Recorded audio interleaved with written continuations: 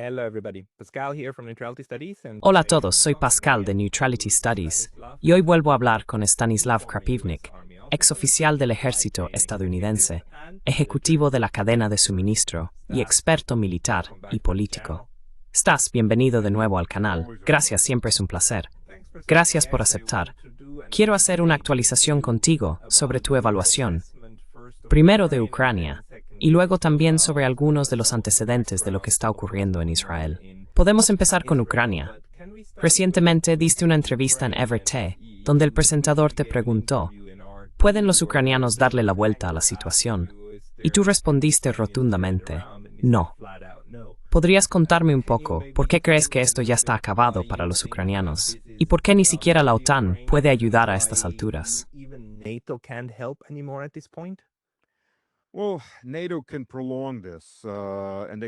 Bueno, la OTAN puede prolongar esto, y puede hacerlo de diferentes maneras.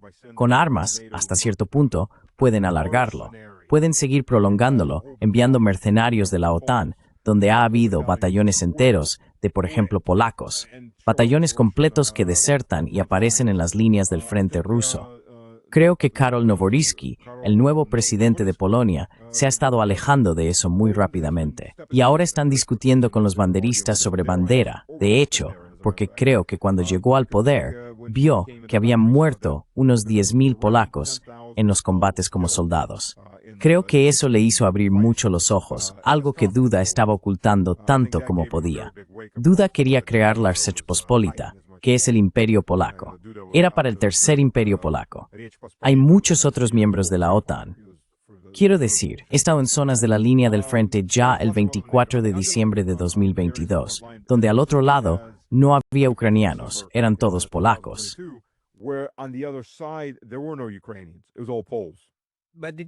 Pero esto no se conoce en Occidente, y no tengo manera de comprobar si lo que dices es cierto o no. ¿Qué indicios tenemos de que esto realmente está ocurriendo?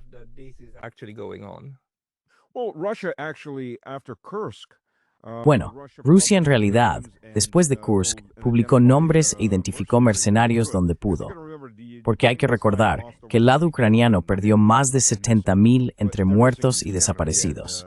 Si están desaparecidos, en su mayoría se les cuenta como muertos. Y bueno, para los sensibles, bajad el volumen ahora mismo. Muchos de esos muertos están esparcidos por los bosques del suroeste de Kursk, y eso es solo el 10% de la provincia de Kursk. Eso es todo lo que tomaron, aproximadamente un 10%.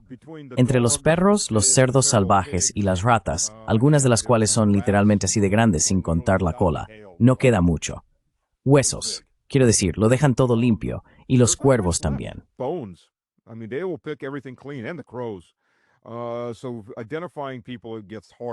Así que identificar a las personas se vuelve más difícil, obviamente. Pero el ejército ruso identificó ya sea a través de documentos, o principalmente a través de documentos encontrados en los cuerpos, a unos 2.000 polacos muertos, unos 1.200 colombianos muertos, y luego, más abajo en esa lista, había unos 1.000 georgianos muertos. Estos eran los hombres de Saakashvili que ahora han huido de Georgia y están todos luchando en la Legión Georgiana, incluyendo a unos 190 y pico estadounidenses, unos 140 británicos y así sucesivamente. Así que hay una presencia mercenaria muy grande, y esos son solo los que han muerto. No se sabe cuántos huyeron antes de eso. Y esos han sido identificados como de esas etnias, nacionalidades.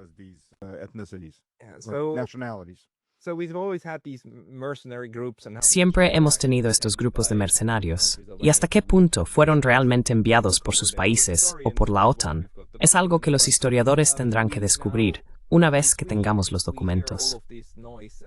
Pero ahora, justo esta semana, escuchamos todo este ruido sobre los drones en Polonia, ¿verdad? Y en este momento, de nuevo, leo los medios de comunicación convencionales y no tengo forma de comprobar si estas cosas realmente están allí, si esto fue inventado, si son drones pilotados intencionadamente como se informa en Occidente, o si se debe a interferencias, como decenas de drones que simplemente entraron en Polonia. ¿Qué opinas de esta historia?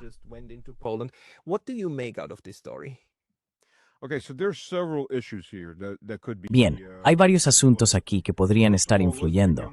En primer lugar, empecemos por el hecho de que estos eran drones de reconocimiento. No llevaban cabezas explosivas. En segundo lugar, sí, ha habido drones que aterrizaron o fueron derribados, unos 4 en total. Parece que uno de ellos se estrelló solo y 3 fueron abatidos.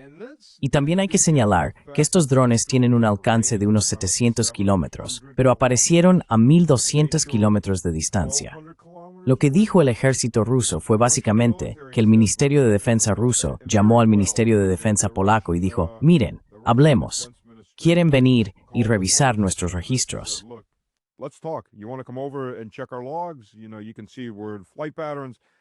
Sabes, se puede ver en los patrones de vuelo porque de repente se han extendido bastante. Así que aquí hay otras opciones disponibles. Bueno, son del estilo Kerran o Shahed.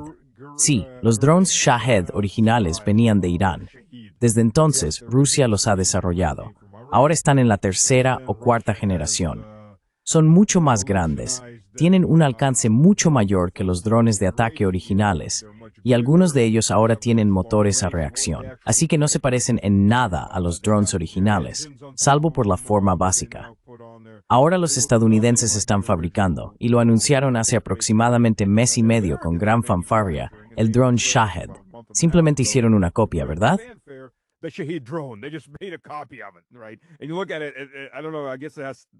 Y si lo miras, no sé, supongo que en algún sitio tiene estampado hecho en SMOS. Pero los miras y parecen absolutamente idénticos, hasta la pequeña hélice trasera y ese ruido de motor de cortacésped, porque literalmente es como un pequeño motor de cortacésped o de ciclomotor. Así que podría estar hecho en Estados Unidos, o podría ser cualquiera de estos. Los drones de reconocimiento se utilizan para dos propósitos. Realmente no se usan tanto para mirar hacia abajo y encontrar zonas. Esos son otros drones utilizados para la recopilación de información. Los drones de reconocimiento salen volando y atraen el fuego hacia sí mismos, ¿verdad? Son los prescindibles.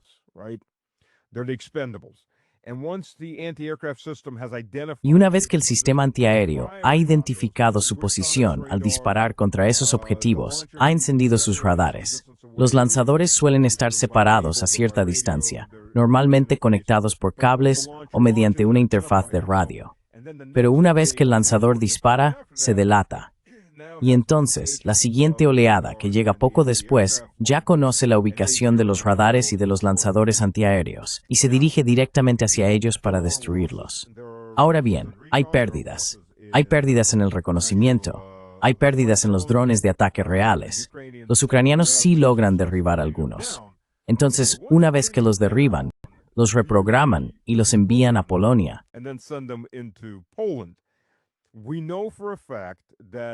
Sabemos con certeza que el misil que impactó y mató a 2 polacos era ucraniano. De hecho, Duda, ahora que ya no está en el poder, lo admitió ante un periodista y dijo que sí, que sabemos que Ucrania está intentando arrastrarnos a esta guerra, no solo de manera extraoficial como mercenarios, sino para que el ejército polaco se implique plenamente en el conflicto. Sabemos que Ucrania envió ese misil y golpeó Polonia mientras intentaban hacerlo pasar por un misil ruso. Simplemente no respondimos, pero sabíamos que intentaban involucrarnos. Así que ahora, esto ocurre a nivel oficial. Ucrania lo ha intentado. ¿Están intentando de nuevo?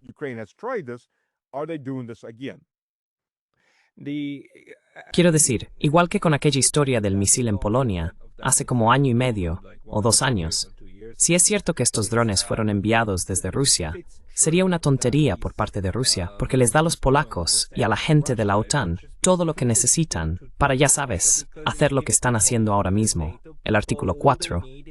Estamos bajo ataque y necesitamos apoyar aún más a Ucrania. O sea, eso es obviamente lo contrario de lo que, estratégicamente hablando, querría Rusia. Pero los occidentales o los europeos siguen diciendo: los rusos nos están poniendo a prueba. Nos están poniendo a prueba porque vienen. Te lo digo, vienen. ¿Puedes decir algo al respecto? Porque no hay manera de desmontar la lógica dentro de ese manicomio.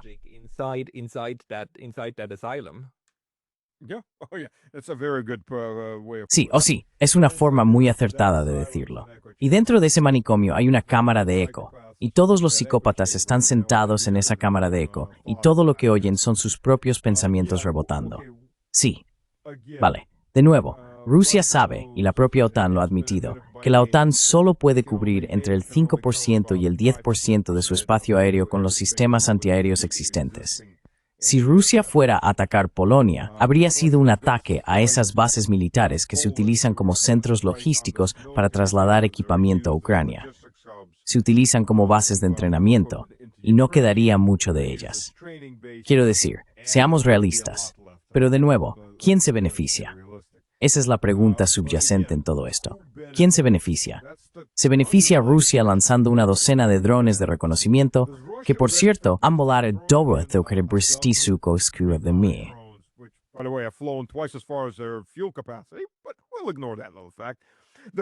Pero vamos a ignorar ese pequeño detalle.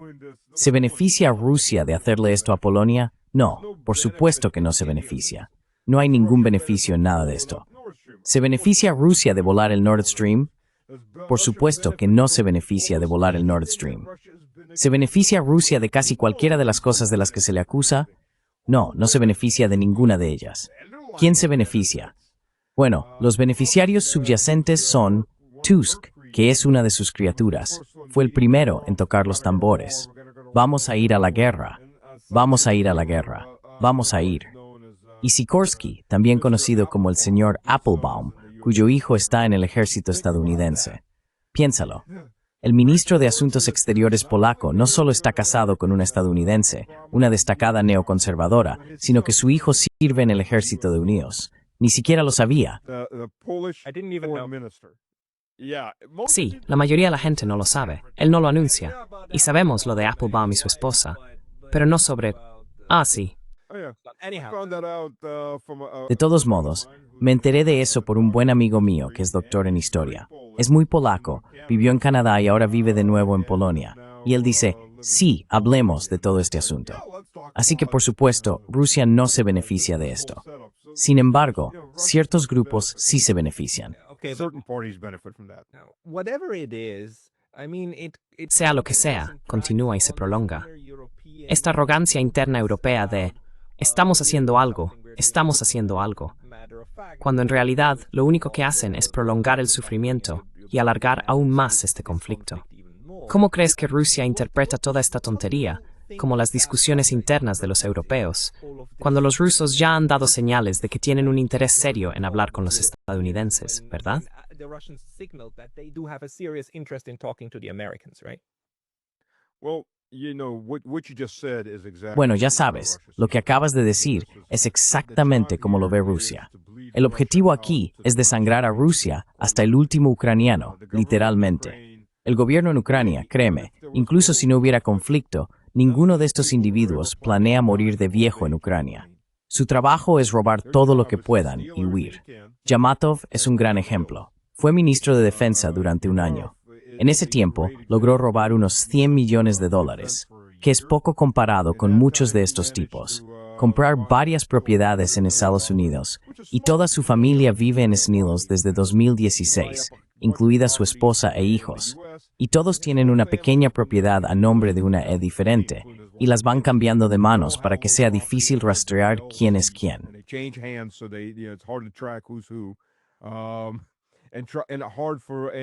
Y es difícil para cualquier futuro gobierno ucraniano intentar confiscarlo de nuevo. Pero él se quedó en Ucrania para ganar dinero. Y eso es lo que hacen todos estos tipos. Zelensky es otro ejemplo claro. Sus padres viven en una mansión en Israel que él les compró por 6 millones de dólares. Su esposa y sus hijos están en Londres. Y por cierto, hace unos 4 meses salió un artículo en las noticias en inglés, no solo en medios en inglés, sino incluso en las noticias inglesas, que Zelensky compró un banco de inversión por la modesta suma de 1.500 millones de libras. También compró un hotel casino en el sur de Chipre. Eso se supo por una confesión del presidente de Chipre o del sur de Chipre, la República del Sur de Chipre, y así sucesivamente.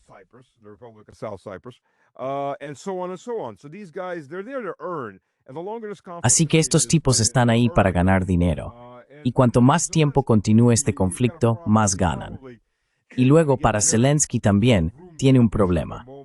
Probablemente va a acabar a temperatura ambiente en cuanto termine este conflicto, porque sus jefes, los estadounidenses y los británicos, no van a dejar que un tipo como Zelensky ande por ahí hablando y diciendo lo que le da la gana cuando sabe demasiado. Él estuvo en el centro de todo esto, y va a ser muy embarazoso para ellos si dice algo que no debería decir, o Dios no lo quiera, cae en manos rusas, y termina realmente contando todo. Personas así no suelen vivir mucho tiempo, se quedan a temperatura ambiente.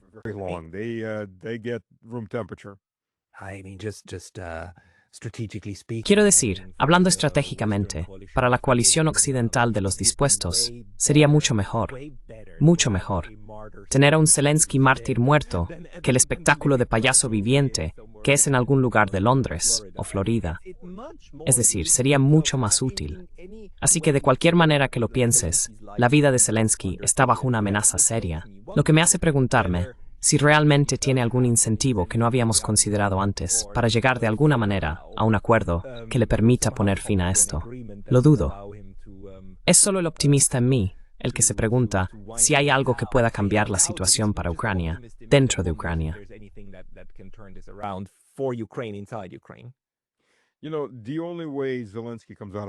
Sabes, la única manera en que Zelensky salga de esto con vida es si se escabulle, corre hacia la frontera con Bielorrusia y se rinde ante Lukashenko. Luego se va a Rusia.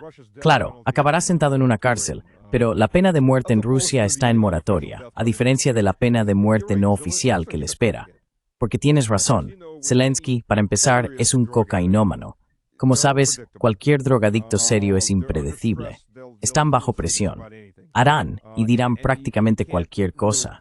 Y realmente no puedes controlarlos porque son drogadictos. Están en un estado alterado de ser, si quieres llamarlo así.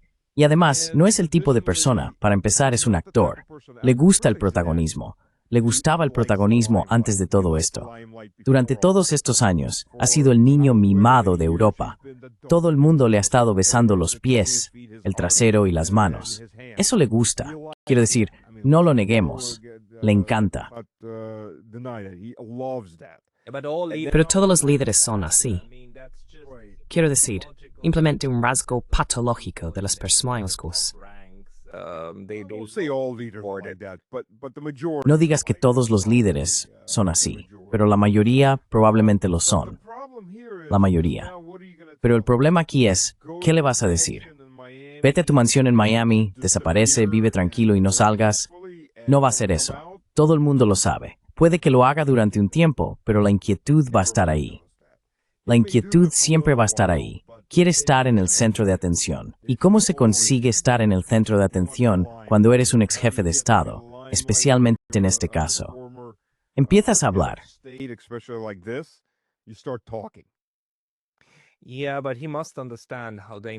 Sí, pero debe entender lo peligrosa que es su posición.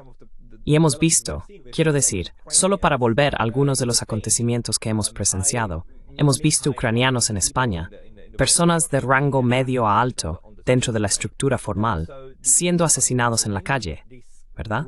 Así que la lucha interna dentro de este grupo de saqueadores continúa, ¿no?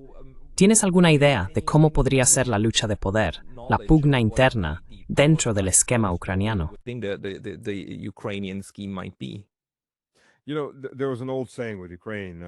Sabes, había un viejo dicho sobre Ucrania, la Ucrania postsoviética.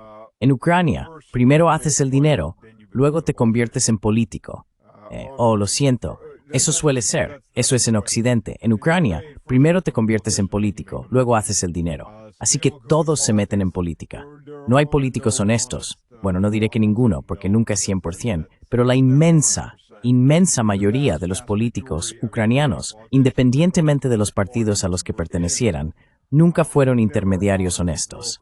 Bien, y está bien, si un político roba un poco o se lleva algo, mientras trabaje para el pueblo le perdona mucho.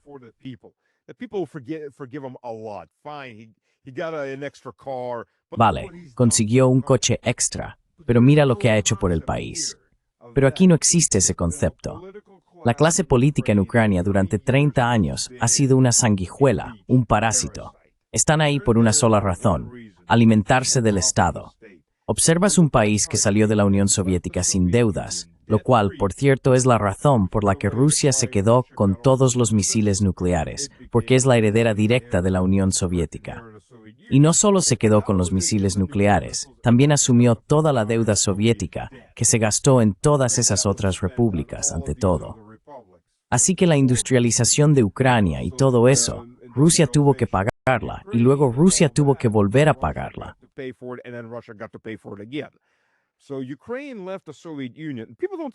Así que Ucrania dejó la Unión Soviética. Por cierto, la gente no habla de eso. Ucrania salió de la Unión Soviética con una economía, una base industrial y científica y una población del tamaño de Francia. A finales de los años 2010, principios de los 2000, justo antes del conflicto, recuerdo que alguien comparó a Ucrania con Uganda en cuanto a pobreza.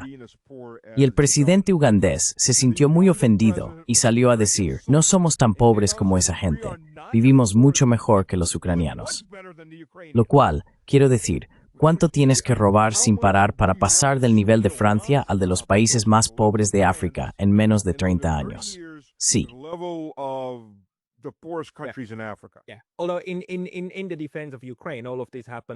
Aunque, en defensa de Ucrania, todo esto sucedió a instancias de Occidente y de la terapia de choque neoliberal y demás. Lo mismo, quiero decir, el mismo saqueo que ocurrió en Rusia.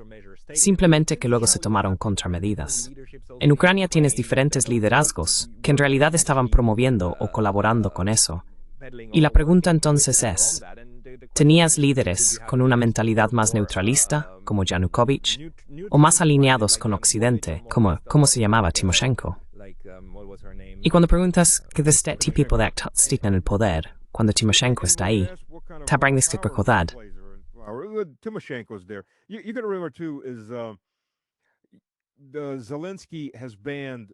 Zelensky ha prohibido 17 partidos de la oposición. Sí, y cuando prohíbes tantos partidos, la oposición se convierte en un área muy gris. Incluye a personas que dicen: oye, yo quería robar eso, no quiero dártelo, yo quería robar. Por ejemplo, sus benefactores, quienes lo llevaron al poder, ahora están entre rejas, no porque él estuviera en desacuerdo político con ellos, sino porque quería lo que ellos tenían. Y simplemente se convierte en una guarida de ladrones, pero no como un gremio de ladrones, donde hay un maestro del gremio y todos están más o menos alineados para ganar dinero, sino, ya sabes, robando. Es una guarida de ladrones donde todos intentan robar a los demás.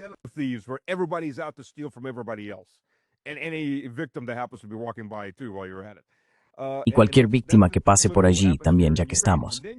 Y ese es el ambiente político en Ucrania. Y luego le sumas la guerra y se convierte en una guarida de supervivencia de ladrones. Así que, literalmente, no solo están dispuestos a robarse entre ellos, sino que también están bastante dispuestos a degollarse unos a otros. Kuleba, el ex embajador ante el, ¿cómo se llama? El Leaverwurst mojado, el primer canciller de Alemania. Kuleba era el embajador ucraniano allí. Acaba de huir a Polonia en plena noche. Ya sabes, se escapó porque tuvo un desencuentro con Zelensky. Así que, en este caso, la cosa se vuelve mortalmente seria.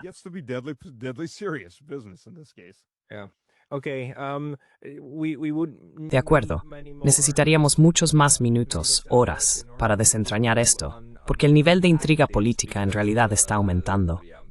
Y ni siquiera hemos hablado todavía del ejército, ni de Zaluzhny, ni de cómo se llama el tipo en Londres. Quiero decir, hay aún más ahí. Zaluzhny. ¿Zaluzhny es el que está en Londres? No. Zaluzhny es el que... No. Zaluzhny es el que... Syrskyi es el que está al mando.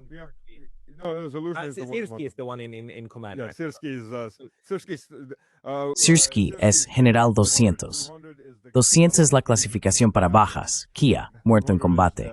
300 es Wia, herido en combate. 400 son desertores. 500 es como mentalmente perdido. Es una antigua clasificación soviética, así que su apodo es General 200 porque genera muchas bajas en su propio bando.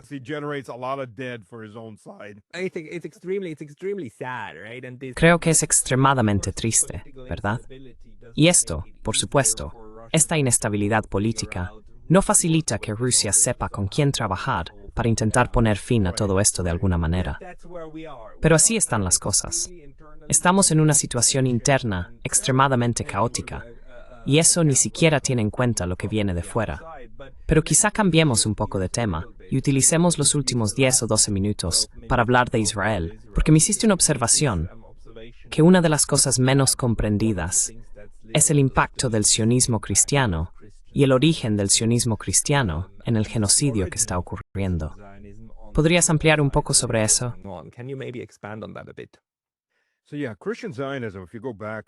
Así que sí, el sionismo cristiano, si retrocedes y lo analizas, primero comencemos con esto. El sionismo cristiano es una herejía. Es una herejía que está muy extendida entre los evangélicos de todo el mundo. Es una herejía para la Iglesia ortodoxa, que siendo ortodoxo, diré que es la primera iglesia cristiana de la cual los católicos se separaron. En 1054, los católicos lo cuentan al revés, pero fue un cisma. Es una herejía para los católicos. Es una herejía para los protestantes históricos, como los luteranos, la Iglesia de Inglaterra y demás. Es una herejía que apareció en 1833 de la mano de un tipo llamado Charles Darby. Así que este hombre básicamente tomó un versículo de la Biblia, del Antiguo Testamento, que dice que cuando el Señor venga, llamará a los santos hacia Él en los cielos.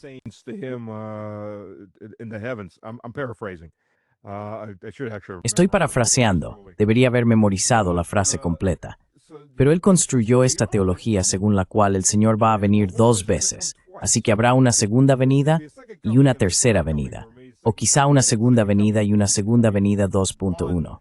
La primera venida es cuando el Señor viene y todos sus santos, que según esta teología resultan ser los evangélicos, simplemente se teletransportarán. No van a morir, se teletransportarán y ya está. Luego, todos los demás se quedarán en la tierra porque están condenados y acabarán comiéndose y asesinándose entre ellos. Y a veces, dependiendo de a quién preguntes, entre 7 y 1000 años después, Cristo volverá para juzgarlos a todos. Así que se están teletransportando. Un infierno en la tierra. Curiosamente, el desaparecer de repente es incluso la trama de esa película, Dejados atrás, creo. Sí. Eso forma parte de la teología, y esa película realmente lo recogió. Pero bueno, volvamos contigo. Y depende de cómo lo mires. Desaparecen teletransportándose con su ropa o desaparecen desnudos. Sí, porque la diferencia es si su ropa se queda atrás o si simplemente desaparecen. Y de hecho he conocido a personas que forman grupos de apoyo en los que van a ver a su vecino condenado, porque no es evangélico, o no es su versión de evangélico, ya que hay miles de versiones diferentes de evangélicos. Podría ser una iglesia bautista y otra iglesia bautista, y una grita que la otra va a ir al infierno, mientras la otra insiste en que son ellos los que van a ir al infierno, aunque ambos sean bautistas. Se vuelve realmente absurdo cuando llegas a ese nivel, pero van a ver a su vecino condenado para pedirle apoyo, diciéndole: cuando yo desaparezca y mi familia desaparezca, aquí tienes una llave de repuesto. Abre la puerta y deja salir a nuestras mascotas para que no mueran en la casa. Me pregunto, quiero decir, no tengo ni idea. Me pregunto si estas personas realmente existen. Es decir, esa es la idea. Pueden estar ahí, pero me pregunto, no. Estas personas existen. Son muy leales, así que filamos. Es una secta de la muerte que tiene miedo de morir. Así que eso forma parte de la ideología. Es como el fin se acerca y estamos tan cerca del final. Tan cerca que necesito darle una llave a mi maldito vecino para que riegue las plantas. Exacto. Y esos son los cristianos evangélicos que luego apoyan la idea sionista, porque en realidad necesitas... Exacto. Son los sionistas cristianos. Y para llegar al fin del mundo, como dije, quieren el fin del mundo, pero tienen miedo de morir. Sabes, como cristiano, iré al Señor y tendré mi juicio final. Y hay preguntas sobre cómo ocurre ese juicio, dependiendo de en qué lado de la iglesia estés, incluso dentro de la iglesia ortodoxa, después de que muera.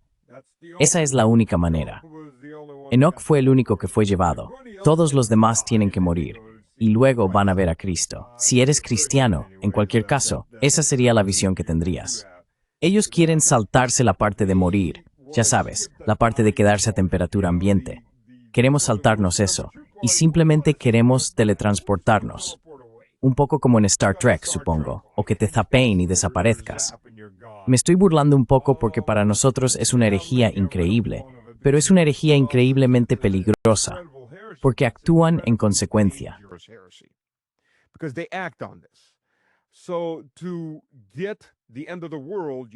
Así que, para llegar al fin del mundo, tienes que tener el Armagedón. Para tener el Armagedón, tienes que tener el tercer templo. Para tener el tercer templo, tienes que tener un Israel étnica y religiosamente puro, o el Gran Israel. Los israelíes quieren el Gran Israel. No estoy del todo seguro de cuánto les importa a los evangélicos el Gran Israel, siempre que haya un Israel con un tercer templo. Pero eso significa que tiene que ser un Israel ortodoxo, no ultraortodoxo, pero básicamente ortodoxo, solo con judíos, nadie más, y sin otras formas de judaísmo. Y apoyan eso. ¿Qué crees que harían los jaredíes en todo esto? Y luego además tienes esta otra corriente que es el dispensacionalismo, donde malinterpretan lo que dice la Biblia. Verás, para los cristianos, desde el principio de la iglesia, tienes que pasar por un poco de teología, lo siento.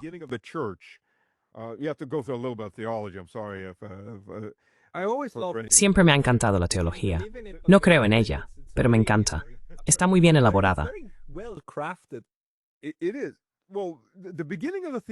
Lo es. Bien, el principio de esta teología es que los verdaderos judíos son aquellos que siguieron a Cristo. Empecemos por ahí. Así que, cuando hablan de los verdaderos judíos, se refieren a los cristianos. A, B. Cuando hablan de Jerusalén, y esto ha sido así desde la fundación de la Iglesia, no se refieren a la Jerusalén física, hablan de la Jerusalén espiritual, que es el reino de Cristo. El reino de Cristo es el reino en el cielo, el reino espiritual. Como él dijo cuando Poncio Pilato le preguntó, ¿eres tú el rey? ¿Eres el rey de Israel? Él respondió, mi reino está en el cielo.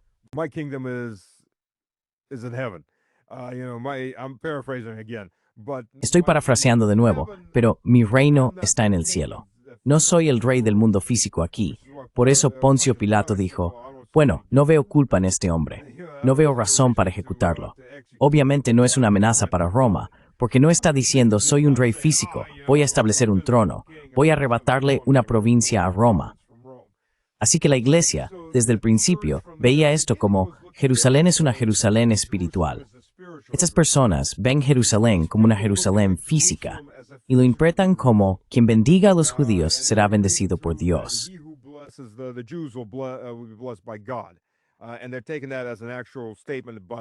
Y están tomando eso como una declaración real, pero en cuanto a las personas que ahora se llaman judíos, ya sea étnicamente, cuánta sangre pura tengan, quien sea, no voy a entrar en eso. Ese es un tema completamente aparte y no es algo en lo que me vaya a meter.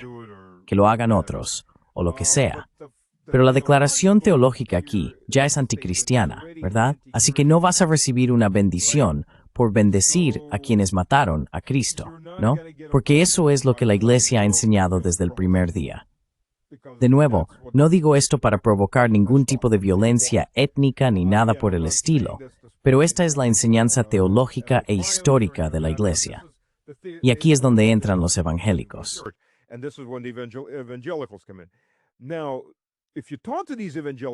Ahora, si hablas con estos evangélicos, no es que de repente amen a los judíos, porque te dirán una de dos cosas. O todos se convertirán en el último día, o todos irán al infierno de todos modos. Solo los necesitamos para que pongan en marcha el templo, el tercer templo y el Armagedón. Solo necesitamos el fin del mundo. Y tú miras a esta gente y piensas, vaya, de verdad que estáis locos. Hay ministerios llamados Ministerios del Fin de los Tiempos que organizan viajes turísticos. Puedes buscarlos en YouTube. Hay un montón de sus videos en YouTube.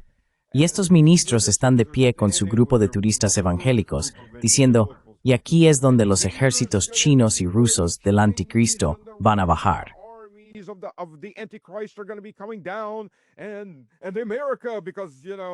Y Estados Unidos, porque ya sabes, los evangélicos van a, con la ayuda de Dios, derrotarlos aquí. Y aquí es donde va a ocurrir el Armagedón. Y estas personas lo creen de verdad. Pero aquí está la parte aterradora. Estas personas están en el poder. Sí, Mike Johnson, presidente de la Cámara de Representantes, es evangélico. Allí es evangélico. Y te lo dicen abiertamente, sueño con que mis hijos luchen por Israel. Vale, ahora eres el ministro de guerra. Quiero decir, de defensa de Estados Unidos. Deberías tener una perspectiva completamente diferente. Y hay 80 millones de ellos en Estados Unidos. Hay nada millones de países. Así que es un asunto serio.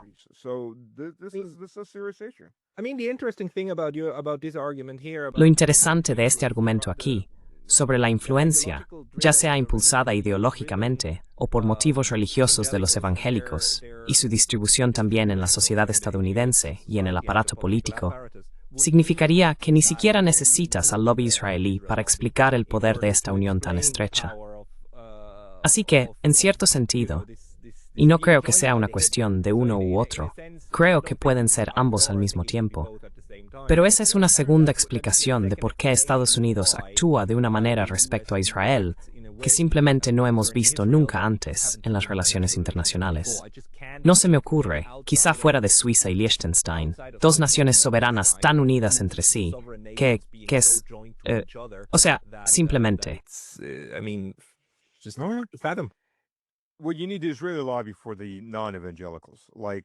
Lo que realmente necesitas es un lobby para los no evangélicos, como, por ejemplo, Marco Rubio, o, ay Dios mío, ¿por qué no puedo recordar nombres cuando realmente necesito recordarlos?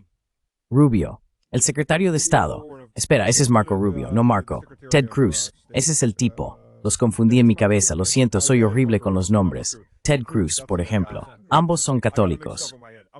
A ninguno le importa que el Papa desde el Vaticano protestara por el asesinato de palestinos católicos, porque la gente olvida que hay muchos palestinos ortodoxos y católicos.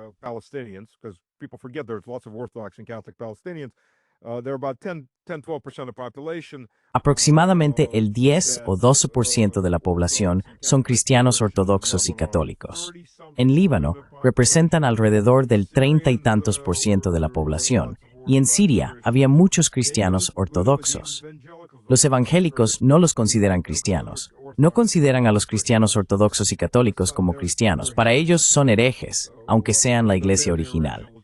Así que cuando los matan, bueno, no es algo por lo que haya que preocuparse demasiado. Y les he preguntado a personas que conozco que son evangélicas, ¿sabéis que están volando iglesias cristianas?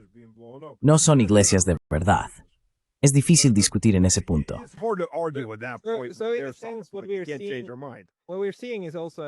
Así que, en cierto sentido, lo que estamos viendo es también una división interna dentro del cristianismo. No solo un desacuerdo, ¿verdad? Cristianos evangélicos frente a personas como, digamos, ahora me toca a mí con los nombres, Tucker Carlson, por supuesto, que tiene una comprensión completamente diferente del cristianismo y querría que el grupo cristiano permaneciera unido, sea cual sea la denominación.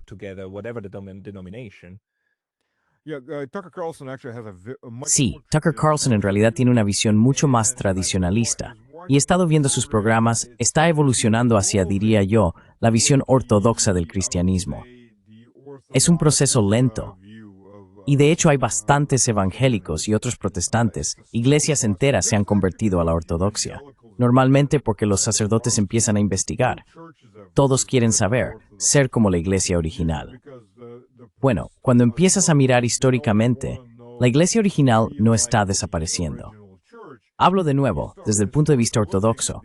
Los católicos tienen una visión un poco diferente sobre eso, lo entiendo, pero desde el punto de vista ortodoxo, ya sabes, la iglesia antigua nunca desapareció.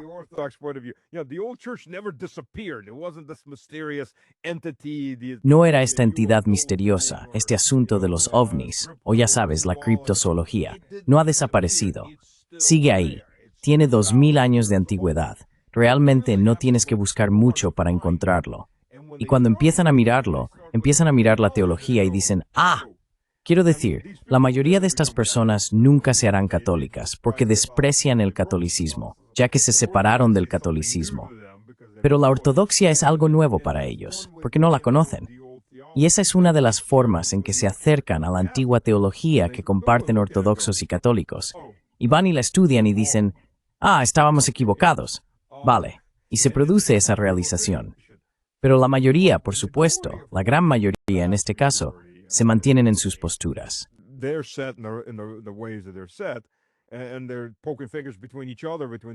Y se están echando la culpa unos a otros entre las diferentes denominaciones de evangélicos.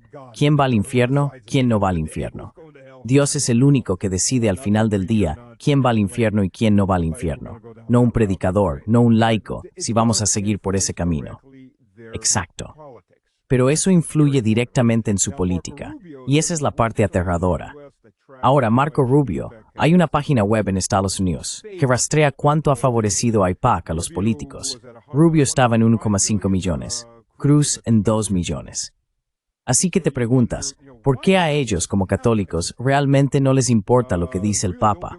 Podría ser que haya otra cosa que esté influyendo en sus decisiones, como sus cuentas bancarias.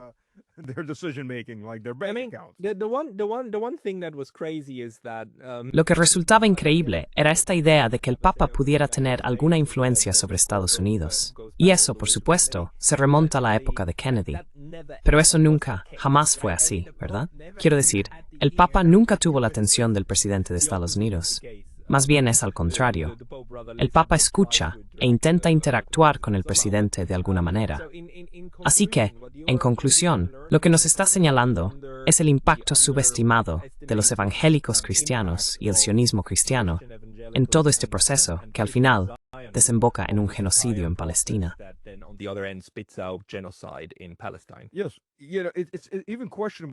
Sí, incluso es cuestionable qué fue primero, si el huevo o la gallina. Por cierto, ¿fue el sionismo cristiano o el sionismo judío lo que apareció primero en el Reino Unido? En mi opinión, fueron los sionistas cristianos quienes aparecieron primero en el Reino Unido. La gran mayoría de la población en el Reino Unido pertenece a la Iglesia de Inglaterra, que no son evangélicos en absoluto. Son protestantes de alto nivel. Básicamente, son una escisión de la Iglesia Católica, una especie de mini Iglesia Católica con un toque nacional inglés.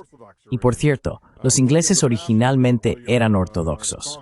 Guillermo el Bastardo, o Guillermo el Conquistador si así lo prefieres, derrotó a Harold en la batalla de Hastings. Harold murió, sus 2 hijos murieron, su hermano murió, su sobrino murió.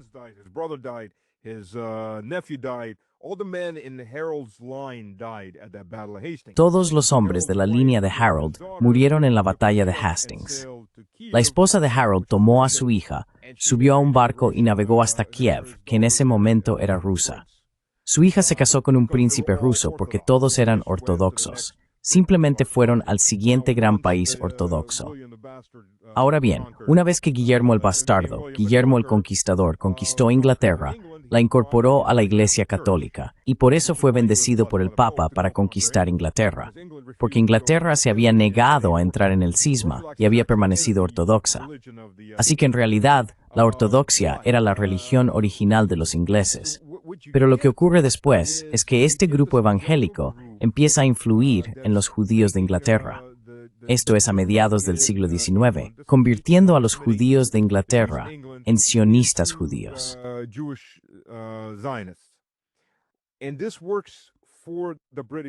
Y esto funciona para las élites británicas porque primero se deshacen de los judíos. Todos pueden emigrar a Israel. Y para ellos eso es una ventaja.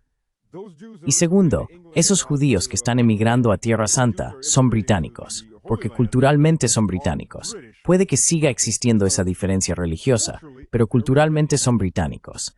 Así que, básicamente, están creando una colonia en Tierra Santa, que en este momento forma parte del Imperio Otomano. Así que, a largo plazo, vamos a arrancar una buena parte del Imperio Otomano a los otomanos. Vamos a tener una base del Imperio Británico en Oriente Medio, donde antes no es nada.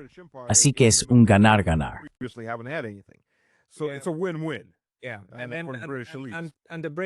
Sí, y los británicos entregan el testigo a los estadounidenses.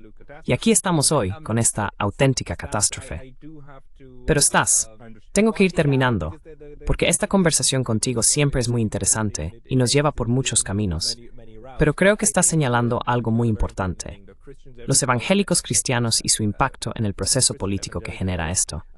Quienes quieran seguirte, supongo que deberían ir a tu canal de YouTube, o a donde gustaría que fueran ti. YouTube channel, I suppose, or where would you want them to go? Okay, so on X it's under Stas Sí, Krapivnik. vale. En X estoy como Stas Krapivnik. En YouTube es Mr. Slavic Man, Slavic con K, no con C. También tengo dos canales en Telegram. El canal en inglés es Stas Was There. El canal en ruso es Stas Segodnyo Brodno. Stas was there. The Russian channel is Stas Today Obratno. I will Pondré los enlaces en la descripción de abajo, y todos deberían echar un vistazo al trabajo de Stas y a su análisis político. Merece la pena seguirlo. Así que Stas, muchísimas gracias por tu tiempo hoy. thank you very much for your time today. Pascal, siempre es un placer. Muchas gracias.